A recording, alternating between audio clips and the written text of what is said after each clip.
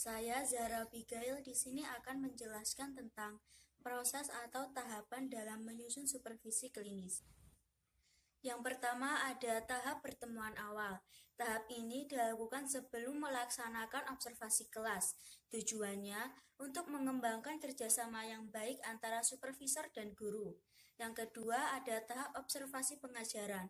Pada tahap ini ditujukan kepada guru dalam bertindak dan kegiatan-kegiatan kelas sebagai hasil tindakan guru. Observasi mengajar mungkin akan terasa lebih sulit, dengan demikian supervisor harus menggunakan berbagai macam keterampilan. Yang ketiga yaitu tahap pertemuan balikan.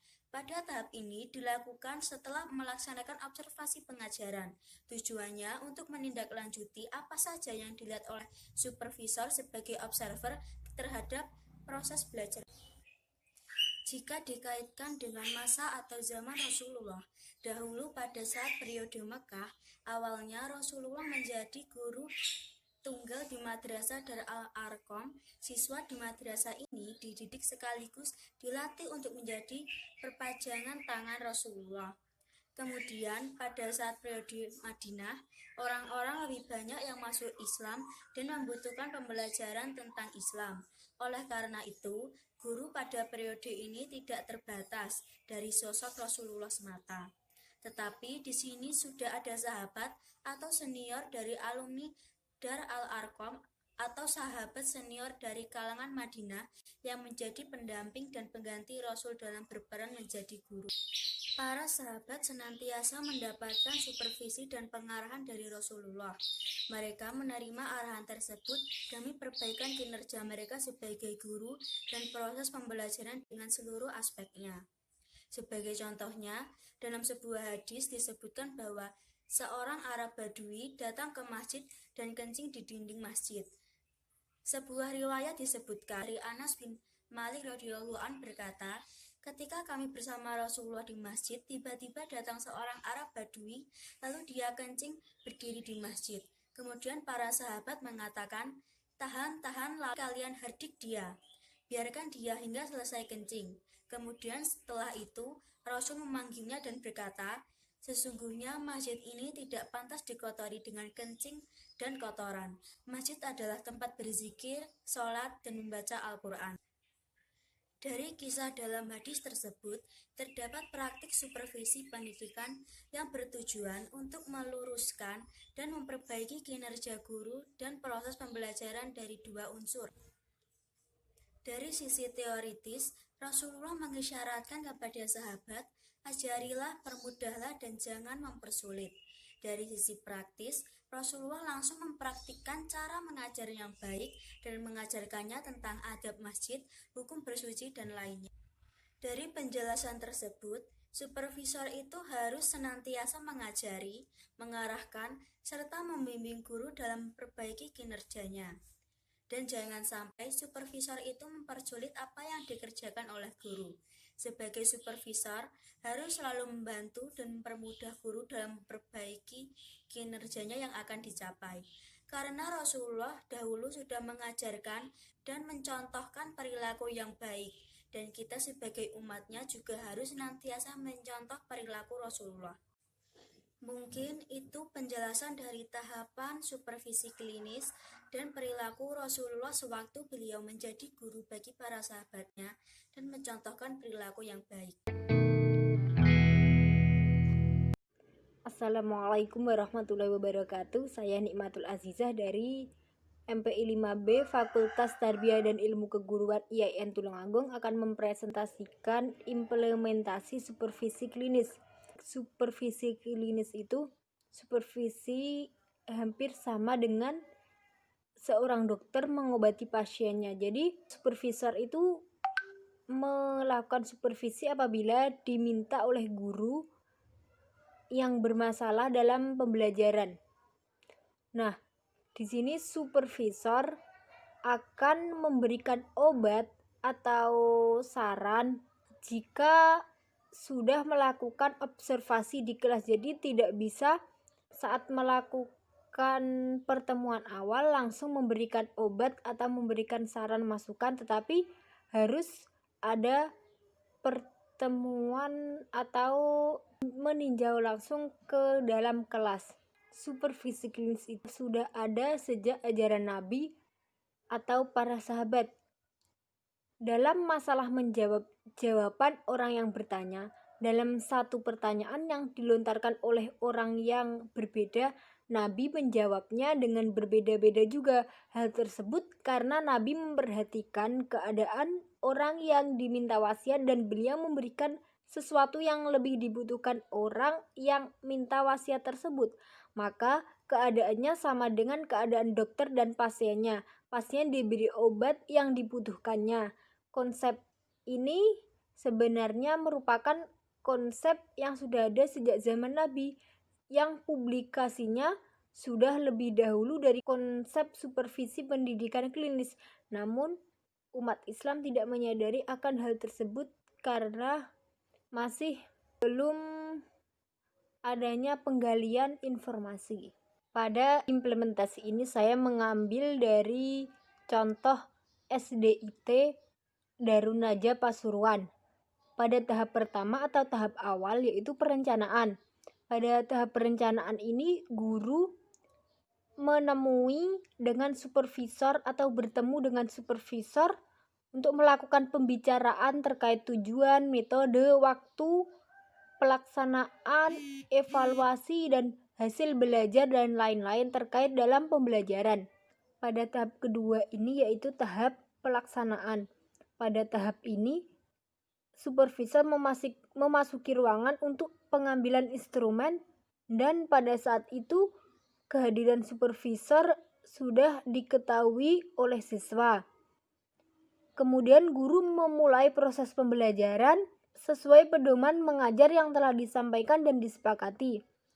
Selanjutnya mengobservasi dan mencatat penampilan guru berdasarkan format observasi yang telah disampaikan. Pada tahap selanjutnya ada tahap yang terakhir yaitu tahap umpan balik. Kegiatan ini berisi kegiatan menyampaikan hal-hal yang tercatat dalam instrumen penilaian yang sudah disampaikan.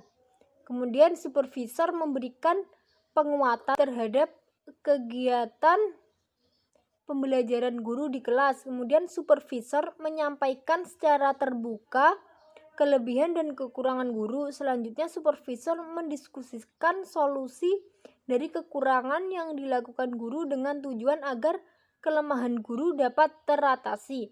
Terima kasih, sekian dari saya. Wassalamualaikum warahmatullahi wabarakatuh. Saya akan menjelaskan tentang tahapan supervisi artistik.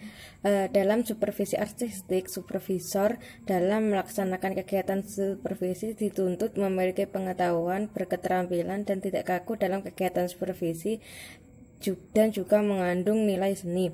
Model supervisi artistik mendasarkan diri pada bekerja untuk orang lain, bekerja dengan orang lain, dan bekerja untuk orang lain.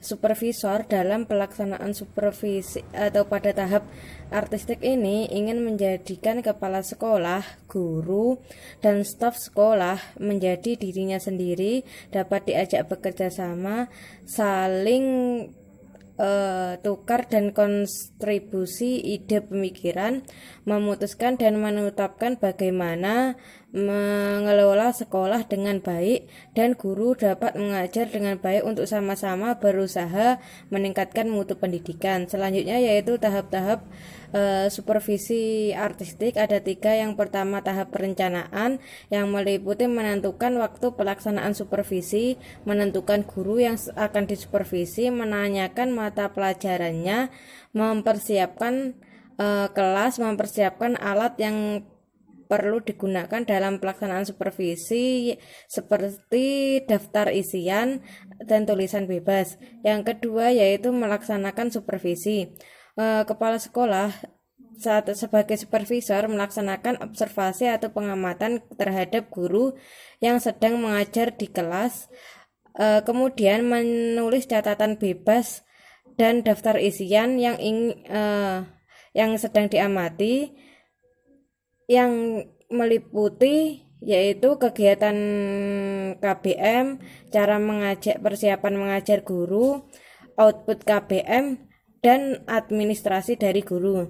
Yang terakhir yaitu umpan balik. Pada tahap umpan balik ini, supervisor mengadakan pertemuan kepada guru yang sedang disupervisi untuk menindaklanjuti hasil dari supervisi itu. Guru dalam kegiatan belajar mengajar di dalam kelas untuk membuat kesepakatan umpan balik supervisi agar pelaksanaan pendidikan dapat berjalan dengan baik. Assalamualaikum warahmatullahi wabarakatuh. Perkenalkan, nama saya Ahmad Samsul Lutfi dari jurusan Manajemen Pendidikan Islam 5B. Di sini saya ingin menjelaskan implementasi supervisi artistik. Menurut Imron, bahwasanya Imron menyatakan seorang supervisor yang menerapkan pendekatan artistik dalam melaksanakan supervisi pembelajaran diibaratkan sebagai seorang seni atau musik atau guru musik yang berhadapan dengan mereka yang sedang belajar atau mempersiapkan tampilan-tampilan seni atau sebuah pertunjukan. Jadi di sini supervisor harus benar-benar mampu melatih atau membina para guru-guru agar kualitas pembelajaran yang dilakukannya dalam pendidikan yang berkelanjutan dapat meningkat dengan seterusnya. Menurut Imron,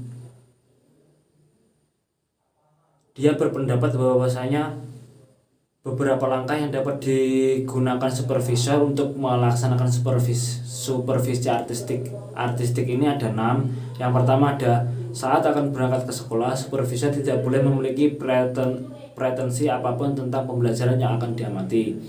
Dalam hal ini dimaksud dengan tidak memiliki pretensi yaitu agar saat melaksanakan pengamatan supervisor dapat memperoleh informasi secara lengkap dan langsung dari guru-guru yang berhadapan dengan supervisor dan benar-benar fokus mengamati proses pembelajaran. Yang kedua, supervisor mengadakan pengamatan terhadap guru yang sedang mengajar secara cermat, teliti, utuh, menyeluruh, serta berulang-ulang. Akan tetapi, supervisor tidak boleh hanya terpaku terhadap hal-hal yang terjadi di dalam kelas dan harus berani berhubungan atau berkaitan dengan fenomena di dalam kelas maupun di luar sekolah atau di luar kelas. Jadi yang kedua ini dimaksud bahwasanya supervisor tidak terfokusan di dalam ruangan kelas saja, tapi harus bisa fokus di luar kelas. Yang ketiga, ada supervisor memberikan interpretasi atau hasil pengamatan secara formal agar dapat lebih terfokus karena dilakukan setelah pembelajaran selesai. Meskipun saat proses pengamatan berlangsung, supervisor melakukan interpretasi terhadap fenomena yang terjadi saat itu, akan tetapi interpretasi ulang atau formal juga perlu dilakukan agar dapat menyempurnakan interpretasi yang sudah dilakukan saat pengamatan. Yang ketiga ini, supervisor harus mampu menyimpulkan dan menjelaskan secara utuh dan berulang-ulang kepada seorang guru agar interpretasi atau pengamatan yang dilakukannya dapat tersampaikan dengan penuh kepada guru yang melakukan pembelajaran di dalam kelas maupun di luar kelas. Yang keempat, ada supervisor menyusun hasil interpretasinya atau pengamatannya dalam bentuk narasi yang nantinya dapat dipahami oleh guru secara berulang-ulang. Yang kelima, ada supervisor menyampaikan hasil interpretasi atau pengamatan mengajar yang sudah dinarasikan kepada guru baik secara lisan maupun tertulis. Jadi yang keempat kelima ini dari seorang supervisor harus mampu membuat narasi yang sesuai dengan pengamatannya tadi. Setelah itu, supervisor harus mampu menjelaskan secara berulang-ulang atas narasi yang dibuatnya. Yang keenam adalah timbal balik seorang supervisor terhadap guru.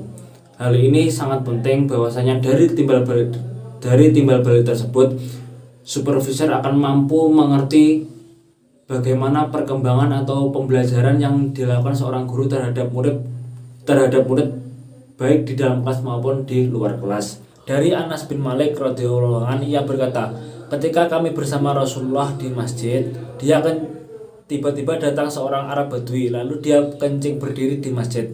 Kemudian para sahabat mengatakan, tahan. Lantas Rasulullah bersabda, jangan kalian hardik dia, biarkan dia hingga ia selesai kencing. Kemudian setelah itu Rasul memanggilnya dan berkata, sesungguhnya masjid ini tidak pantas atau layak dikotori dengan kencing atau bab. Masjid adalah tempat berzikir, salat, dan membaca Al-Quran. Di sini dapat kita tarik kesimpulan bahwasanya supervisi artistik tidak hanya dilakukan di dalam kelas saja, melainkan bisa diterapkan atau diberikan pelajaran di luar kelas. Contohnya Rasulullah SAW telah memberikan pengertian tentang akhlak yang baik terhadap seseorang,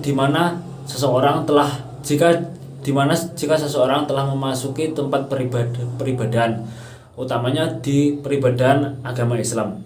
Di situ Rasulullah SAW memberikan penjelasan terhadap orang yang mengencingi masjid dan juga memberikan pengertian kepada santrinya yang sebagai guru tadi agar tidak terburu-buru menghardik atau mencela seseorang yang melakukan kesalahan, tetapi kita harus mampu mengontrol dan mengambil kesimpulan bagaimana kita memberikan pengertian terhadap orang yang melakukan kesalahan dengan baik dan benar.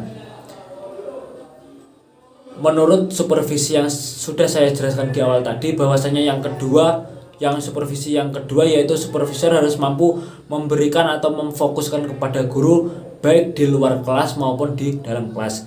Jika di dalam kelas, Rasulullah SAW mampu memberikan pembelajaran terhadap guru tentang bagaimana cara mengajar peserta didik yang baik, mulai dari membaca, menulis, maupun melakukan hal-hal yang mampu dilakukan di dalam kelas. Selain itu, Rasulullah juga memberikan pelajaran terhadap guru tentang bagaimana cara memberikan pendidikan kepada siswa di luar kelas. Contohnya pendidikan tentang akhlak dan pendidikan tentang berperilaku dengan baik terhadap manusia atau berperilaku sosial. Sekian yang bisa saya sampaikan. Jika ada kurang lebihnya mohon dimaafkan. Wallahul muwaffiq ila aqwamit thoriq. Wassalamualaikum warahmatullahi wabarakatuh.